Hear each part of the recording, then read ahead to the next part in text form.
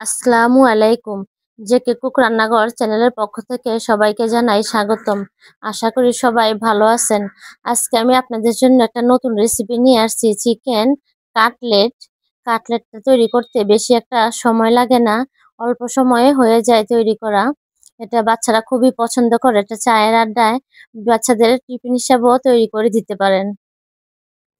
বিকালের নাস্তা হিসাবেও কাটলেটটা তৈরি করে দিতে পারেন। চলুন তাহলে রেসিপিটা শুরু করি। বিসমিল্লাহ। এখানে আমি হাড় ছাড়া চিকেন নিয়েছি 250 গ্রাম, কেটে ধুয়ে পরিষ্কার করে নিয়েছি।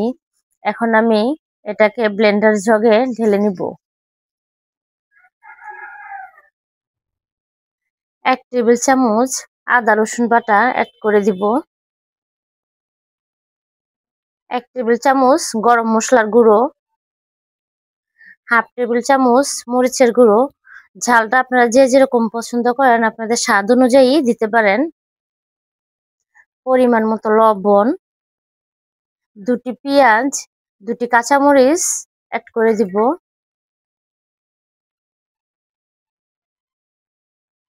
কিছু ধনিয়া পাতা কুচি,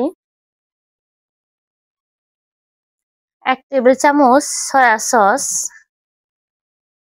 1 টেবিল চামচ ভিনেগার। ভিনেগার না থাকলে আপনারা এখানে লেবুর রসটাও দিতে পারেন। 1টি ডিম। এখানে আমি 2 পিস পাউরুটি নিয়েছি। এখন ছোট ছোট পিস করে দিয়ে দিব।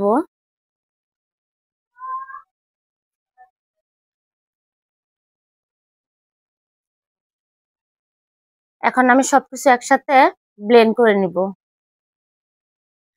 ব্লেন্ড করে নিয়েছি। এখন আমি এর সাথে অ্যাড করে দিব 2 টেবিল চামচ টুস বিস্কুটের গুঁড়ো, 2 টেবিল চামচ সয়াবিন তেল দিয়ে ভালো করে মিশিয়ে নিব।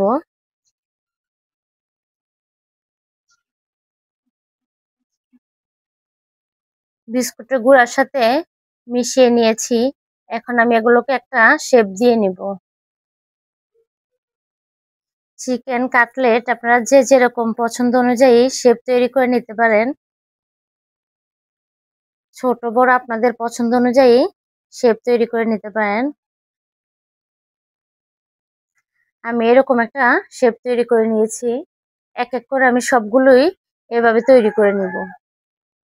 সবগুলো কাটলেট শেপ তৈরি করা হয়ে গেছে। এখন আমি এগুলো কুট করে নিব। 2টি ডিম নিয়েছি, বিস্কুটের গুঁড়ো নিয়েছি। পরিমাণ মতো লবণ দিয়ে ডিমটাকে ফেটে নিব।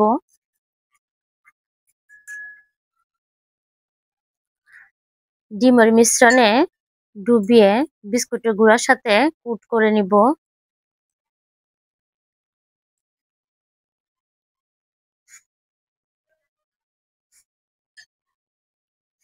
একটু আলতো হাতে চেপে চেপে কুট করে নিতে হবে। আপনারা চাইলে এটাকে ডাবল কুট করেও নিতে পারেন। এক এক করে আমি সবগুলো এভাবে কুট করে নিব।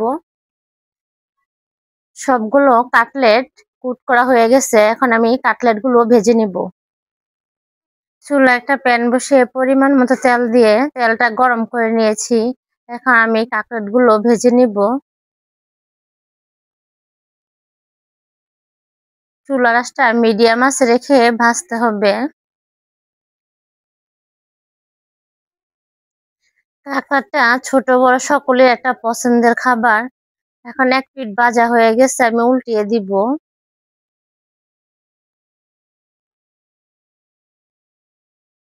ভাজা হয়ে গেছে কিভাবে বুঝবেন? দেখেন কাটলেট গুলো বেশি উঠেছে, তাহলে বুঝতে হবে যে আমাদের কাটলেট গুলো ভাজা হয়ে গেছে। এখন আমি নামিয়ে নেব। এক এক করে সবগুলো কাটলেটই আমি এভাবে ভেজে নেব। তৈরি হয়ে গেল চিকেন কাটলেট।